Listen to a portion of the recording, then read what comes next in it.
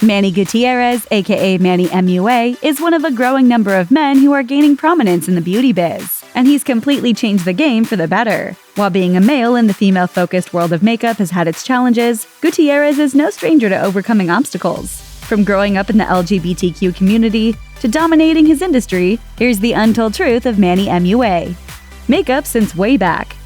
Growing up, Gutierrez looked up to his mom for inspiration. He told Teen Vogue, "I was very sheltered growing up, so the only real beauty exposure I had was my mom. And still to this day, she is my #1 beauty icon." While he admits he'd often watch his mother put on her makeup before work, he kept his own passion for beauty a secret throughout his teens, saying, "It wasn't until much later on that I really started to dabble in makeup myself." Dr. Manny? Gutierrez was initially on track to become a doctor, a move that his family totally supported.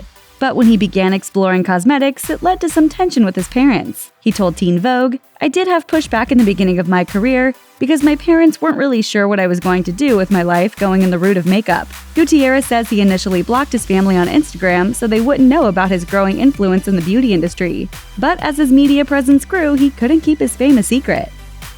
Coming out in a religious family. The tension Gutierrez felt from his family wasn't just because he liked makeup. Having raised him in the Mormon faith, his parents were initially unhappy about his sexual orientation. He revealed on his channel, "It was a no-no for my family and it was a no-no for the church." At the time, his family even suggested counseling. He told Marie Claire, "I wanted to make them happy. I got straight A's in school. I was the perfect child except this one aspect of myself. It was very, very difficult at first, but we got through it and here I am, lashes and all." Today, his parents are fully supportive of his sexuality and his career. Representing. A proud member of the community himself, Gutierrez does his best to use his platform to raise LGBTQ awareness.